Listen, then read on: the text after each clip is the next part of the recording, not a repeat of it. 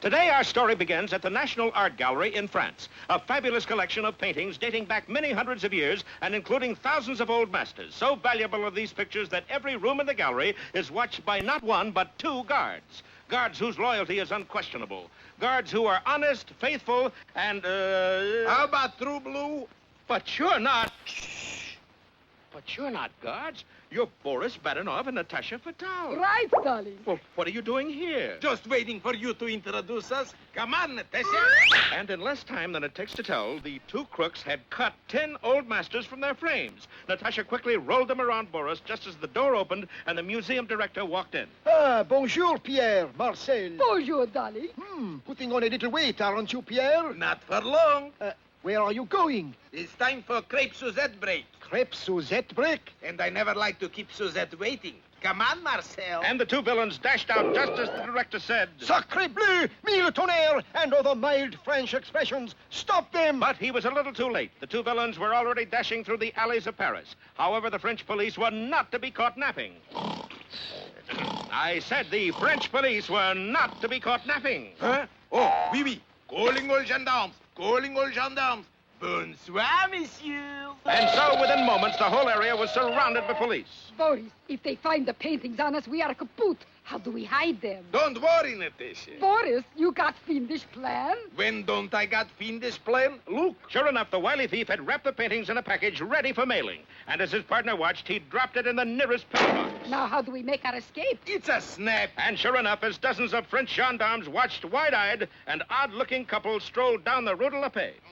L'homme de mes tantes, Henri, look there. He's nothing to average American tourists. Are you sure? Very sure. Look, he's throwing away dollar bills. Oui, he must be an American. Besides, he obviously doesn't have the painting. And so the two villains strolled right through the police cordon. But as the gendarmes looked more closely at the bills... Hey, Henri. Oui? This is the first picture I ever see of Washington with a mustache. No wonder he shaved it off. He looks terrible. Could he be a counterfeit? Hey, watch what you say about George Washington. You want to break up NATO? Nevermore, this dollar is, how you say, the phony baloney. And the police once again took up the chase, but too late. For a short time later, Boris and Natasha were in a jet plane heading for, Yes, where are we headed, Boris? To pick up the package we mailed. Where did you address it, darling? Think, Natasha. Who could you send $1 million package to? He'd be dumb enough to give it back. You don't mean... Yes, I do. Yes, that package, which arrived at its destination a few days later, was addressed to... Bullwinkle Moose, Frostbite Falls, Minnesota. That's me, all righty. You're expecting a parcel from Paris, France? Of course not. This is the family show. Oh, boy. Sign here. Did you send away for anything, Bullwinkle? Just some wallpaper samples, Rock. Wallpaper samples? Yeah, I've been thinking of doing over the chicken coop. The chicken coop. Well, it looks as if Bullwinkle may have the most valuable chicken coop on Earth. You bet. These Buff Orpingtons don't come cheap, you know. But remember, Boris and Natasha are on their way to get the painting back, and they'll let nothing stand in their way. Especially nothing with antlers. Oh, be sure to see our next episode, Transatlantic Chicken, or Hens Across the Sea. And now it's time... Time for that jolly juggler, Bullwinkle. Oh, dear. 3 at once. 1, 2, And now here's a feature you're sure to like. 3.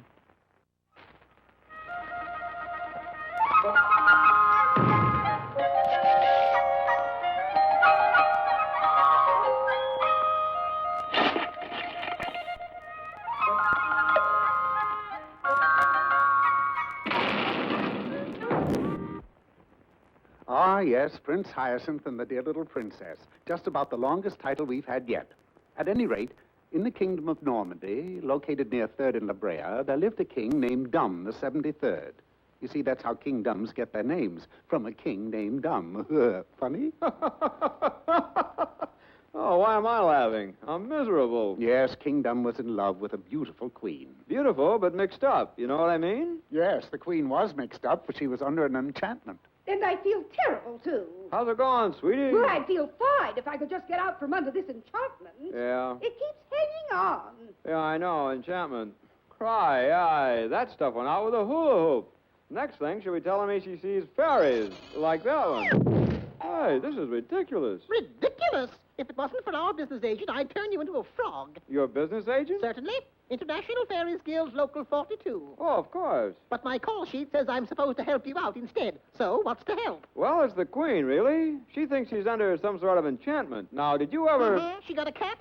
A cat. Has she got a cat? Oh, yeah, it's about so big. Step on its tail. Step on its tail? You want to break the enchantment? Oh, yeah. So stomp already. Sign here, please. What's this? It's your receipt. That'll be $32.50, please. I'll just sign for it. Fairy number 53, mission completed, over.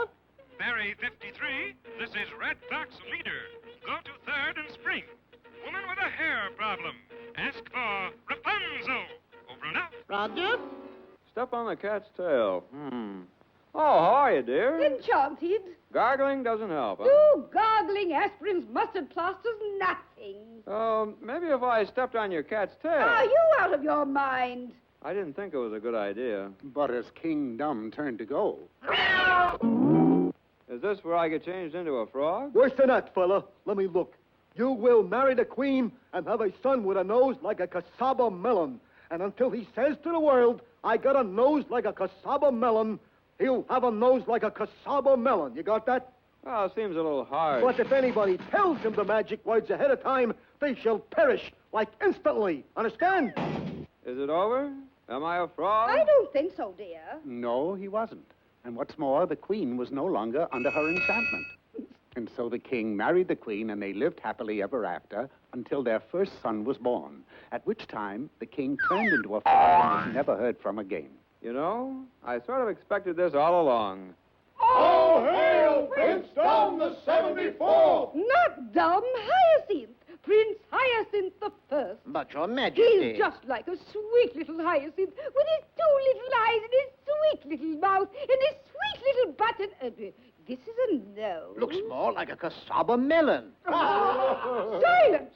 No one shall make fun of my little hyacinth. And so the queen declared that everybody in the kingdom should wear a false nose just as big as the princess. And they did. All went smoothly until one day... Mother, dear, I'll be 35 years old tomorrow. Yes, dear. And you know, I've never had a girlfriend. Tomorrow, Hyacinth, you shall have the pick of every girl in the kingdom. And so the next day, every girl in the kingdom was lined up outside the castle wall, all wearing their false noses. All except one. How dare you? Where is your false nose? Oh, good gracious, I must have forgotten to put it on. False nose? I'll have your pretty head for this. False nose, Mother? Oh, it's nothing. Move along, you freak. But I find her attractive. With a nose like that? Oh, come, Mother. There's room for all of us in the world. Big noses, small noses. Kiss me, dear little princess. But no matter how the prince tried to kiss her, his nose was in the way. Oh, silly prince, why didn't you take it off? Take it off? Witty. Very well, my pet. How do I take it off? Like this! Mother! You too? Oh, I've been living in a big-nosed fool's paradise. But, Your Highness, you said there's room for all kinds of noses. Small, big. Big? My nose is incredible. Oh, yeah, but you're much more than just a nose. Let's face it, dear little princess. I've got a nose like a cassava melon. Okay, move over. What'd you just say? I've got a nose like a cassava melon. All right, sign here, please. Thank you. Kazam! I beg your pardon? I said kazam. That ends the curse. But... Oh, forevermore, I forgot the wand. So rushed lately, I don't know if I'm fading in or fading out. Kazam! And so handsome Prince Hyacinth and dear little princess were married and... Fairy number 53 in service. Go ahead. Fairy 53, go to 7th and Main. A happy ending isn't working out. Seems the frog wasn't really an enchanted prince after all. Over. Fairy 53, Roger, over and out.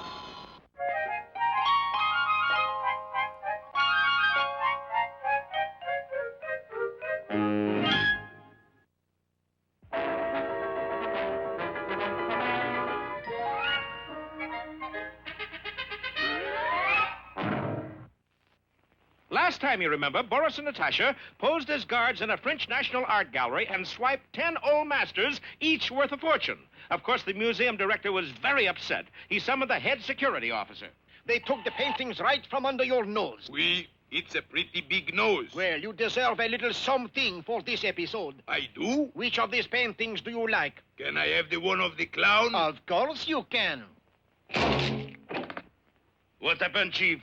It's obvious. I was framed. Meanwhile, Boris and Natasha had dropped the paintings into a mailbox and sauntered past the police, disguised as American tourists. I say arrest them anyway, Henri. Not Aristide, you never arrest a tourist. Even if they steal? Aristide, look at the prices in the store window.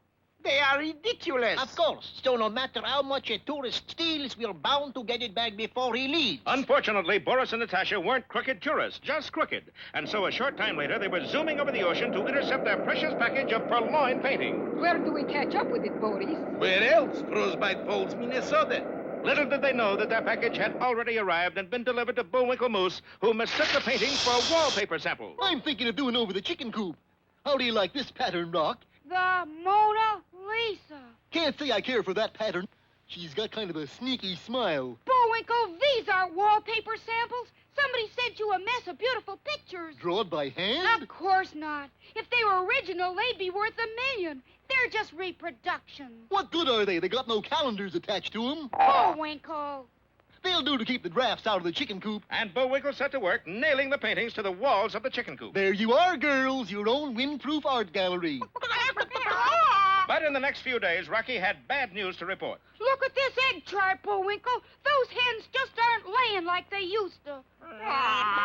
It's not their fault, Rocky. It's those pictures of the Laughing Clavicle and Mona Lisa and all. What have they got to do with it? Well, can you do your best work with somebody looking over your shoulder all the time? Well, maybe you're right. I better do something about it. Such as? I'll whitewash the whole place, pictures and all. Oh, you're welcome, I'm sure. And as Bullwinkle set off to find the whitewash brush, a long black car was pulling up in front of their little house. Ooh, anybody home? Hokey Smoke, who are you? Allow me to introduce myself. Cerulean Blue, world's greatest art collector. And this is my secretary, Rose Mather. Those are sure arty names, all right. We pick nothing but the best. Hey, haven't we met before? You've probably seen my portrait in several galleries. Art galleries, Boris? Rogues galleries, Natasha. Well, what are you doing here? Just one of our little collecting trips, darling. You wouldn't by chance have any old pictures around that you'd like to sell? We pay top prices. Up to $3.98 a piece. $3.98? Up to $3.98 a piece. How about that? Come on, Mr. Blue. We may have something here for you. And the unsuspecting Rocky led the disguised villains to the chicken coop, just in time to see Bullwinkle sloshing whitewash over the last old master. You whitewashed every square inch of canvas. Yeah, most of the round inches, too. Ooh. He fainted. What's the matter? He never been in a warm chicken coop before? Mr. Blue was going to buy those old pictures you painted over. For how much? $3.98 a piece. Up to $3.98 a piece. Whoa-wee! Well, you wait a second. I'll scrape this whitewash stuff off with the steel wool, and then we'll... No. There he goes again. But in a little while, Boris was his old evil self again. Tell me, Mr. Blue, why don't you want Bullwinkle to scrape off the whitewash? Because it'll ruin the valuable painting. What valuable painting? Uh-oh, think fast, darling. Yeah, but this valuable painting. You mean my whitewash job? Whitewash my foot. Okay, if you insist. No, wait, Bullwinkle. He means he thinks this is a good painting. Think, I know it's a masterpiece. I'll buy it. Very smart, Boris. You think you're dealing with kids or something? I don't know. How much you offering? I'll go top dollar, $3.98. Wait a minute. Don't interrupt. What were you going to say? I was going to say Now, wait. If the painting's worth anything at all, it's got to be worth more than $3.98. Okay, you got me over a barrel. Make it an even $4. Well, I think we ought to sleep on it, Bullwinkle. And so our heroes took the whitewash masterpieces and retired to their small cottage, while Boris and Natasha fumed in the car outside. What you doing, Boris? You heard the man? I'm fuming. That's fuming? You got a better idea how to fume? Who you calling, Rock? I'm calling the art museums. They'll tell us if you're a great painter or not. Art Museum, good afternoon. Say, can you come out and look at a painting? Why should I? I've hundreds to look at right here. Yeah, but we think we got a brand new old master here in Frostbite Falls. True. Well, that's a little different. I'll be right out. And one word of caution. Yeah? Let's keep this thing a secret, shall we? Just between us art lovers. Sure. Well, it was obvious the museum director didn't know the Frostbite Falls phone system, for everybody in town was listening in on the party line, including Boris Badenov. And I always listen to party line. How come? The party line is my country's answer to the thinking man's filter. Well, it looks as if Boris's plan has gone askew. Gesundheit. We'll find out more in Bullwinkle Busts a Brush or The Cleft Palate. Time now for the biggest thinker of them all, Mr. Know-It-All. Hello, America! Today's mental fire drill comes under the heading of How to be a Cowpuncher without getting hit back. The simplest way of learning how to punch cows is to join a cattle drive. The person who does the hiring is called a five-man, which is a four-man who got promoted. You with the built-in chaps. It's beddy by time for cattle. You stand guard. You got gun? Sure, right here. Tell me, why you got hot water bottle on gun? It's a sick shooter. Not feeling good, huh? Does it shoot? Does it shoot? Now look what you done. Cattle are stampeding. Never fear, I shall stop them. How do you stop 5,000 fear-crazed beasts? By holding up 5 fear-crazed fingers and saying, whoa! That's very good. How do you get them started again? Oh, by saying, giddy up. After serving his apprenticeship, the full-fledged cowboy now puts his knowledge to use by joining a rodeo, or radio, they're both correct. And the winner of the Bronco busting event is Mr. Know-It-All. Golly, Mr. Know-It-All, you sure can ride. Yeah, you're only supposed to stay on 10 seconds. I've been on this critter 10 hours. How do you manage to stay on him so long? Very simple. I got a pocket full of dimes.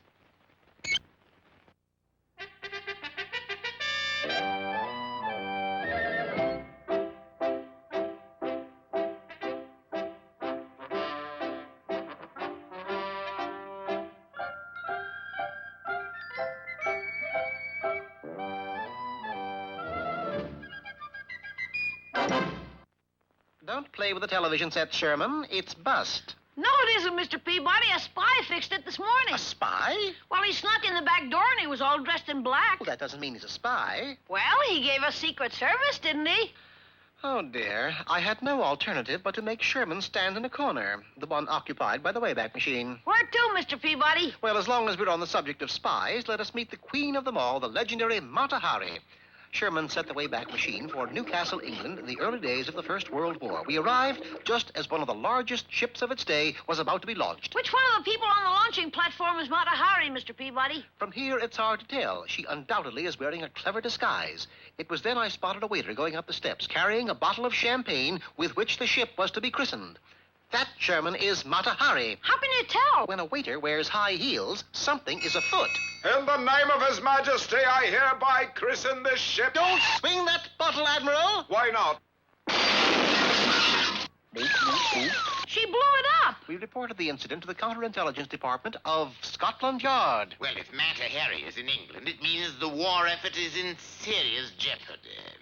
Wonder what she'll do next. Probably steal some secret plans. I doubt that. We have a steel-proof steel safe here, but we shall check anyway. Oh, dear, what did I do with the combination? The combination is 6 left, 32 right, back to 8, around once to 0, and right to 3. Gad, sir, how do you know the combination? I don't really. It happens to be the phone number of my aunt in Peoria. The heavy door swung open, revealing an empty safe. Good, she didn't take a thing. What do you mean, Inspector? Well, the safe is just a blind. I keep the secret plans in my pants pocket. We suddenly realized his pockets were gone, along with his pants. That means Mata Hari got away with the plans. Yes, and without them, England is lost. In a desperate attempt to overtake her before she could leave the country, we dashed for the nearest optometrist. Optometrist? What makes you think she'll be there? Quite obvious, Sherman. All spies need spy glasses. Suddenly before us loomed a shop owned by a Dr. Focals. Rushing inside, we spotted Mata Hari standing by Focals. No use making a spectacle of yourself, Mata Hari. We've got the drop on you. Actually, she had the drop on us, for a trapdoor sprang open and Mata Hari disappeared. Quick, she'll head for the airport now. We arrived just as Mata Hari took off in an old de Havilland. We were quick to follow in a new de Havilland. I didn't know you could fly, Mr. Peabody. I have a little bird dog in me, Sherman. By the time we were halfway across the channel, we were practically on Mata Hari's tail. Open fire, Inspector! Right, sir. Unfortunately, the inspector misinterpreted Sherman's command. To him, open fire meant to open the cockpit and build a fire. We went down in flames. which was the name of a small French town right near the German lines. We disembarked from our burning plane and took stock of our situation. This Sherman is what is known as no man's land. Years ago, it was a lush forest. But the trees are gone. That's right, Sherman. This is the Argonne Forest. You should have saved that one for the ending, Mr. Peabody. Oh, I have one that's worse than that, Sherman. Right now, our problem is to outwit Mata Hari before she can deliver the secret plans to the enemy. We shall never catch her now. We shall not only catch her, we shall pass her. Unmindful of the shrapnel, we ran between the falling bombs and reached the enemy trench a good 45 3/10 seconds ahead of Mata. Oh, we're in trouble, Mr. Peabody. Look at all the bayonets. And that gave me an idea. I picked up a string of hot dogs lying in a nearby shell hole and instructed Sherman and the inspector to follow my example. We placed a hot dog at the end of each bayonet. Naturally, the soldiers assumed they were at a weenie bake, and being German, rushed off to get some sauerkraut. Now what, Mr. Peabody? Quick, into these uniforms! When Mata Hari got there, she took us for German officers and promptly handed over the secret plans. I, in turn, promptly handed the plans and Miss Hari over to the inspector. We did it, Mr. Peabody. Yes, don't we always? By the way, Mr. Peabody, what was in the secret plans? Here they are, Sherman. Take a look for yourself. Oh, my gosh, it's just a picture of a giant blimp. That giant blimp, Sherman, was to be England's last resort. In the event they were losing the war, the entire British population was to climb into that blimp and fly to safety. I never heard of that before. Well, of course you have. Where do you think we got the phrase, one nation indirigible? Oh, no. I warned you, Sherman.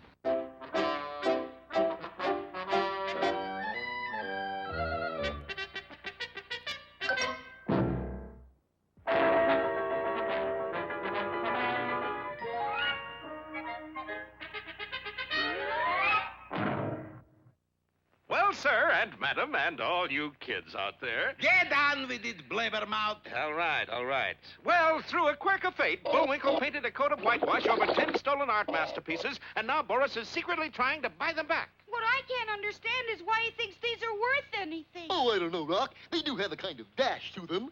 They're just whitewash. But notice how I left this little dark spot to kind of catch the eye. Bullwinkle, that's a fly. Oh, looks almost real, doesn't it? Well, we'll know whether they're valuable in a little while now. How come? I sent for some art experts. Sure enough, in just a few minutes, a caravan of cars began to pour into Frostbite Falls, bearing the cream of the nation's art connoisseurs, including the Dean of Art Critics, Price McBenson. Very well. Where are these alleged paintings? Oh, get them for you. Boris, suppose those art critics find out what's under that whitewash. Maybe I better raise my last offer. Well, here they are, Mr. My enemies call me Mr. McVincent. What do your friends call you? What friends? Yeah, see what you mean. Well, what do you think of this one? This is absolutely and without a doubt the most dreadful, nauseating, ugly. I'll pay $10,000 for it. The most ugly frame I can imagine for such an exquisite picture. You think it's exquisite? My dear boy, any painting worth $10,000 is exquisite. I say, Ernest, who's the chap who bid 10,000? Speaks with an accent, probably from the Middle East. You mean he may be representing King, Well, the king just can't go on collecting dancing girls. There's a bag limit, you know. Well, if it's worth 10,000 to him, it's worth 15,000 to me. I bet 15,000. Yeah, but wait a minute. These are just whitewash. The medium doesn't matter, short and furry. It's the soul of the artist. What do you call this, my good man? Moose. Moose? I call this one White Cow Eating Marshmallows in Snowstorm. It fairly sings, doesn't it? Boris, they are going crazy. 15,000 for a coat of whitewash. You know something? It is kind of pretty at that, Natasha. You too. You think I don't appreciate beautiful things? 20,000. Now hold on there. This is getting out of hand. Let it go! Let it go! I don't think we ought to sell any of these till we've had a chance to think things over. The squirrel is right. We really should think things over. We agree. I bid 25,000. 30. 40. Well, that did it. Within hours, the news of an astounding new find in the art world flashed across the continent. The most titillating new talent since Frank Giacomelli. Looks like a moose, paints like an angel. Collector's bid, Moose says nix. Extreme! Moose starts art school! Well, Boris, you have done it again. You have made the moose famous. But not for long. Boris, you got a plan? Of course. And who, boy, is it ever fiendish? And so the next time Bullwinkle left the house, he was accosted by a strange little boy. Please, Mr. Moose, could I having your autograph? Of course, little feller. Thanks, oodles. Name is Bullwinkle. Sweet kid. Cute mustache, too. Mustache! And that wasn't all, for Bullwinkle had just signed a will, leaving all of his paintings to Boris. So when he dies, Which could happen any minute now. we get the old masters. Oh, that's my Boris. Please, you're crushing my curls. What title do I put on this one? Call it Man Eating a Sandwich in a White Room. Well, I see the white room, but where's the sandwich? The man ate it. Then where's the man? Well, you don't expect him to hang around after he ate the sandwich, do you? No. That's the trouble. You people never understand us artists. Bullwinkle, why don't you use your head? Easier with a brush. Meanwhile, the two villains had just planted several sticks of dynamite under the cottage and lit the fuse. You sure there's enough there, Boris? Enough, baby. When this stuff goes off, all we got left is 1 pair antlers and 200 pounds of moose burger. But, Boris, if we blow up moose, we blow up the paintings, too. Good heavens! Boris, you said heavens. What can I do? They won't let me plug the competition. Well, now what? Easy. We just take the paintings before the stuff goes off. But we gotta be awful quick. Dashing into the house, the pair quickly ran to Bullwinkle's studio. Remember me, boys? Cerulean Blue, the world-famous art collector? Sure. What can we do for you, Mr. Blue? I've decided to raise my offer for the 10 paintings. Swell. I now offer $25,000 apiece. Wowee, as they say in the comics. Only one thing. Yeah? Could I take them outside and look at them in the light? Why, of course. Which 10 paintings did you want? Which 10? Yeah, I just finished number 35. Composition with whipped cream and snowballs. Yeah, but where's the first 10 you painted? In the pile there somewhere. Boris, the dynamite will blow up the old masters. I know. Tell you what, I'll buy the whole bunch. 35 of them? At 25 thou apiece? Right. Only one thing. Let's take them outside and look at them in the light. And within just a few seconds, everybody was outside the house with the paintings. Phew, that was close. These old masters are worth millions. Funny, I only count 34 paintings here. What? Boris, it's only one painting. But that one might be the Mona Lisa. I'll get it. Hokey smoke, what happened? Maybe the pilot light went out on your stove, darling. We don't have a pilot light. No. We don't have a stove either. Well, there you see. Not quite. Mr. Blue, you all right? Hey, I was wrong. There's 35 here after all. Yeah, that's certainly a good joke on you. And small wonder that Boris laughed, for somewhere in the pile of paintings he had bought were the 10 old masters worth millions of dollars. And what's more, we're taking the next submarine back to Pennsylvania. You don't mean... But you're the bad guy. So? Well, I'd have bet $1 million you wouldn't win. Put up or shut up. I'll shut up. But be with us for our next episode, Dollars to Donuts, or The Wonderful World of Cruller. Hello, Culture Gang. Today's poem is that epic of time travel, Hickory Dickory Dock. You're sure you know your part now? Sure. Okay. Hickory Dickory Dock, the mouse ran up the clock. Very good. The clock struck 1, then down he run. Down he run. Hey, that's your cue. No, the clock didn't strike 1. I don't care, you're supposed to run down. In my script, it's the clock that runs down. You come on out of there, I'm coming in to get you. Just try it. Okay, of all the dag, flatted blags dagging. No! There. You'll be all right in a week or so. Why don't you pick on somebody your own size? Now, just what caused the accident, Mr. Moose? Well, obviously, it was Hickory Dickory. Doc?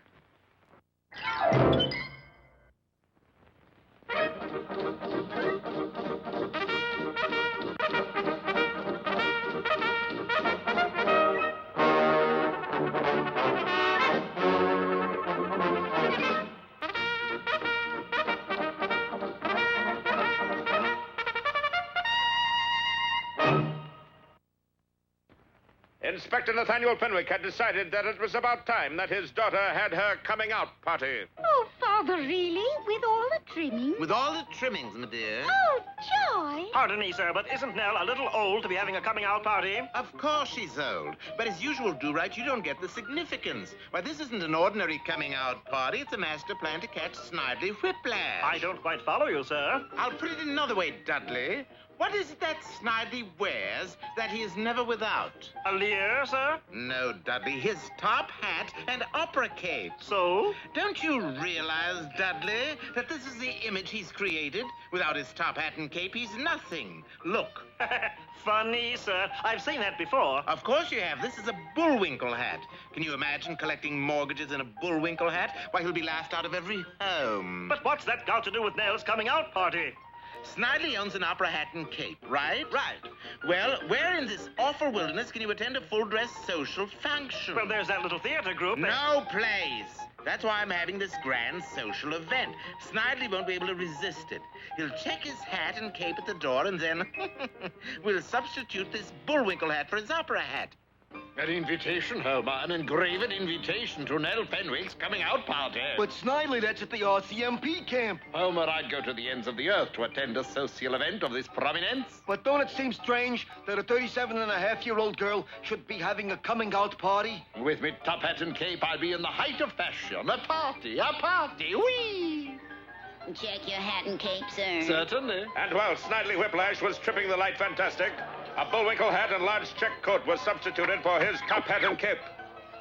Thank you, my dear. I don't know when I've had a better time. My hat and cape, please. Here you are, sir. No, this isn't my top hat and cape. I'm sorry, but it's the only one that's left. It must be yours. I'm telling you, it is not my hat and cape. You won't hear the last of this. The next day, Snidely Whiplash went about the Canadian mountainside trying to collect mortgages. Either pay me the money or out into the cold you go.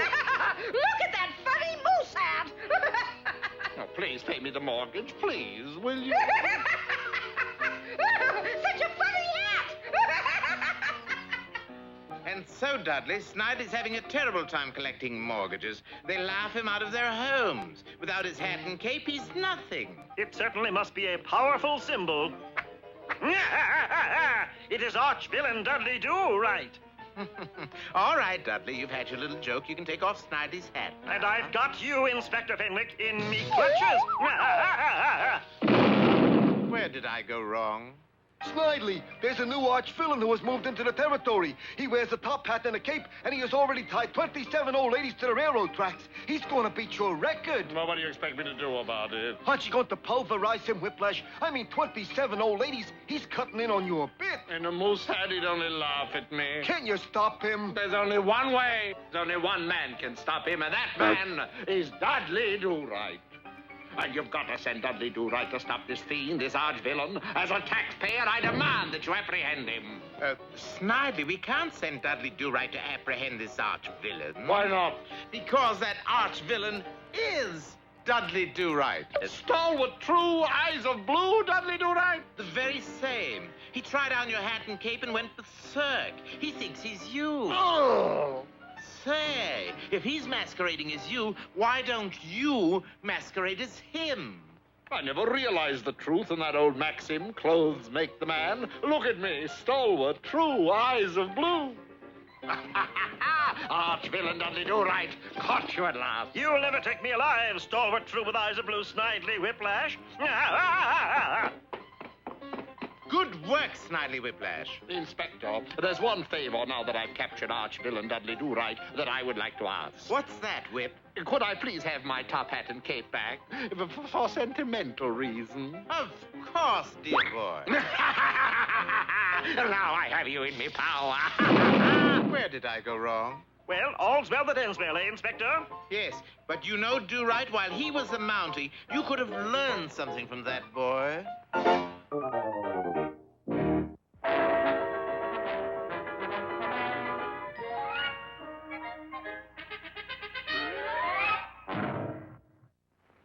Well, Boris and Natasha had just bought 35 of Bullwinkle's whitewash paintings, including the 10 with old masterpieces under the whitewash. And now the villains are waiting for the next Pottsylvanian submarine to come up on the outskirts of Pigeon River. There it is now, Boris. That's one thing you can say about our fearless leader. He made the submarines run on time. But Bullwinkle's brush and bucket was still busy night and day. Oh, what is it, Bullwinkle? That's obvious, Rock.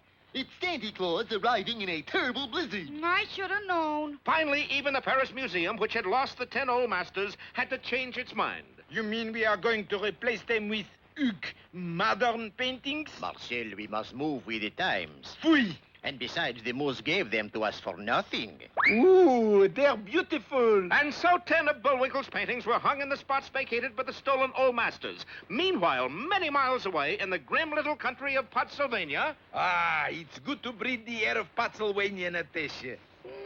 That pungent odor. Yes, they must be burning books in the public square again. But we digress.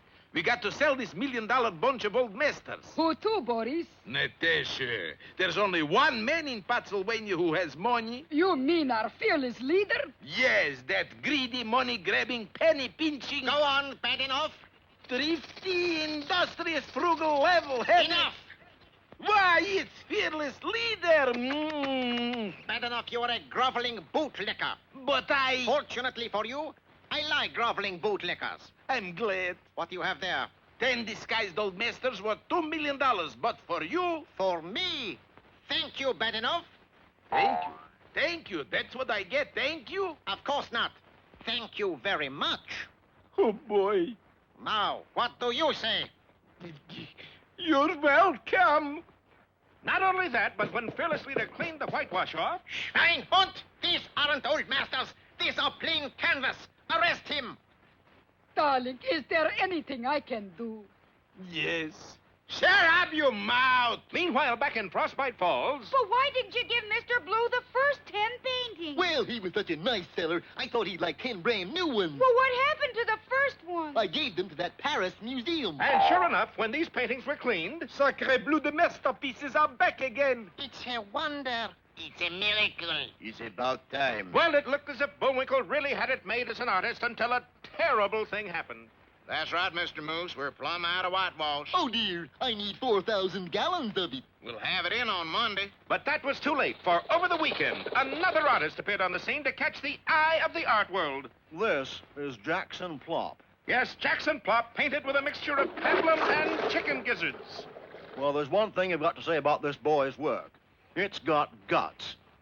Gee, Rock, I can't sell a painting these days. Yeah, and we're stuck with 4,000 gallons of whitewash.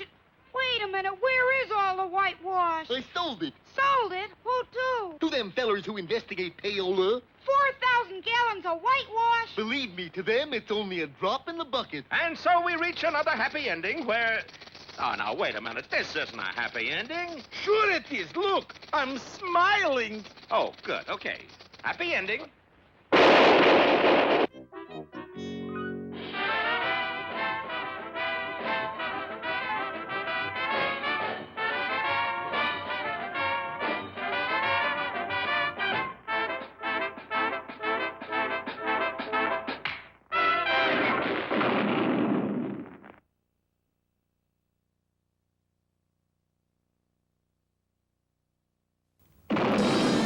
Continue the fun. Build your very own collection of The Adventures of Rocky and Bullwinkle.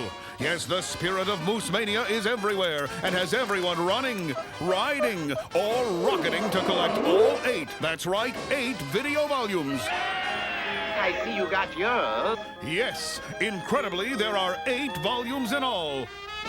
Oh, boy, have you forgotten the plot again? In a word, you said it. That's 3 words. I'm a heavy tipper. More of Rocky and Bullwinkle's hilarious gang of outrageous comic characters. More of that misguided Dudley Do-Right of the Mounties. More of that dastardly duo Boris and Natasha. And still more of those slightly askew, fractured fairy tales. Yes, for those who grew up watching them, for those who never outgrew them, Yes, yes. and for those who are growing to love them, what more could you possibly ask for than Mona Moose? Birth of Bullwinkle, Vincent Van Moose, Blue Moose, Legrand Moose, Canadian Gothic, Whistler's Moose, and Norman Moosewell. The Adventures of Rocky and Bullwinkle. Once you collect one, you'll just have to collect them all.